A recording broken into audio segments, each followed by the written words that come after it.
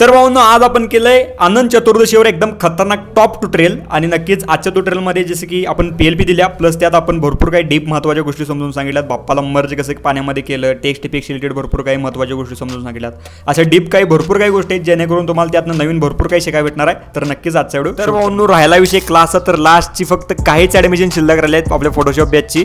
तर जे कोणी इच्छुक असतील त्यांनी लवकरात लवकर ॲडमिशन डन करा. आपली 21 तारखेला बॅच चालू होणार आहे. पुढे सगळी तुम्हाला इन्फॉर्मेशन दिसाल्या. अधिक माहितीसाठी वर तुम्हाला नंबर दिसला, यावर कॉन्टॅक्ट करा. सविस्तर आपण बोलूयात. आणि त्याचबरोबर ज्यांना कोणाला मोबाईलचा क्लास पाहिजे त्यांनी पण लवकरात लवकर करा ॲडमिशन, कारण का भरपूर जास्त प्रमाणात ह्या तरी महिन्यात आपलं मोबाईलचा क्लास गेल्यात चांगल्या प्रकारे. दोन्हीपैकी कोणताही क्लास पाहिजे असेल PC किंवा मोबाईल, वर एकच नंबर आहे, यावर कॉन्टॅक्ट करा. सविस्तर आपण बोलूयात, त्यानंतर मग ॲडमिशन डन करू शकता. तर चला तर आता आपण आपल्या आजच्या ट्युटोरियलला सुरुवात करूयात.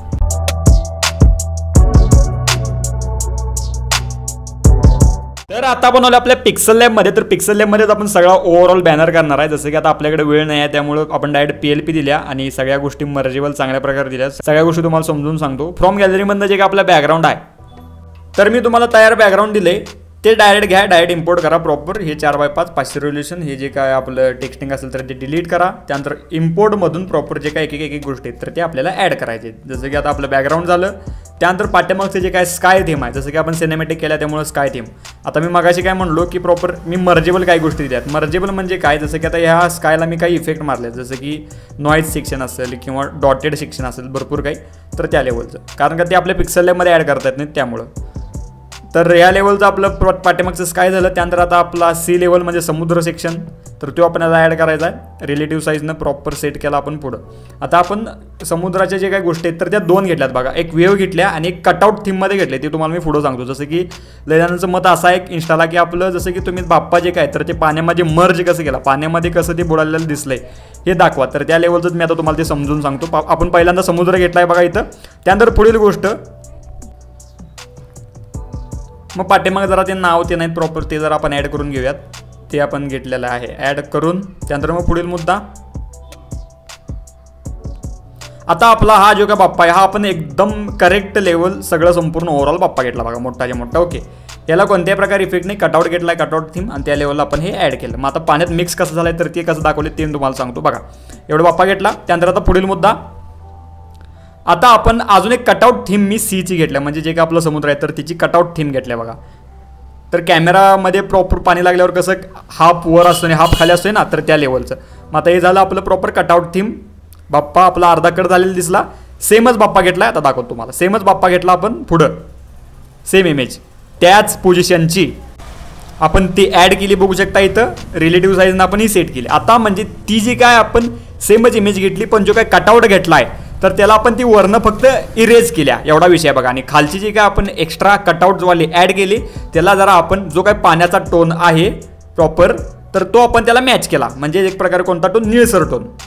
तर 2 मिनिटं द्या, मी सेट करतो. ओके, निळसर टोन मॅच केला आणि पाणी त्यात मिक्सअप झालेलं दिसावं यासाठी आपण तिची फक्त ऑपेसिटी जरा कमी केल्या, एवढाच विषय. ओके, बाकी याला अजून आपण डीपमध्ये भरपूर काय करू शकतो. लिक्विफाय तेन केलं की अजून पाण्यामध्ये भरपूर चांगल्या प्रकारे मर्ज झालेलं दिसेल. ओके, ते भरपूर गोष्टी पुढचे आहेत, पण आपल्याकडे तेवढा वेळ नव्हता. त्यानंतर ते आपल्या क्लासमध्ये सगळं सांगितलं जाते. त्यानंतर मग आता जे काय बोट आहे तर त्यावर लालबागचा राजा हे टेक्स्टिंग येणं गरजेचं आहे, कारण का ते भरपूर इम्पॉर्टंट आहे, हेडिंग त्या लेवलला. त्यानंतर मग ते आपली बोट ॲड करून झाली. त्यानंतर इकडची बोट आपली एक चांगल्या प्रकारे आपण 2 बोटी घेतल्या. आता ते मी सेपरेट का दिले, तुम्ही तुमच्या मंडळाचं पण नाव टाकू शकता. लालबागच्या राजाचं नाव आहे ना, त्याचं तुम्ही तुमच्या मंडळाचं नाव टाका, की नंबर होईल. ओके, चांगल्या प्रकारे इकडच्या बोटीवर पण ते जे काय नाव आहे तर ते लालबागचा राजा. त्याला जर आपण वॉर्प थीममध्ये कन्वर्ट केले बघा. जे काही टेक्स्टिंग आहे दोन्हीकडचं दोन्ही बघा. जरा अवघच आपण फ्लिप वॉर्प किंवा प्रॉपर स्ट्रेट वॉर्प ते लावला आहे. ओके, त्यानंतर पुढील मुद्दा, आता आपला जरा टेक्स्टिंगचा भाग चालू होतोय बघा. इथनं बघू शकता वरचा आता आपल्या टेक्स्टिंगचा जे काही 2 शेप्स आहेत तर ते आपलं ॲड केलं चांगल्या प्रकारे. मग त्यानंतर प्रॉपर इथं टेक्स्टिंग जे काय डायलॉग आहे, डायलॉग भरपूर छान आहे, चांगल्या प्रकारचा आहे. कसा वाटला नक्कीच कमेंट करून सांगा. आणि सगळ्यात मेन म्हणजे तुमचा मनाचा डायलॉग घातला तरीही चालेल बघा, अतिशय छान होईल. बघू शकता ह्या लेवलला आपण चांगला डायलॉग यूज केला आहे.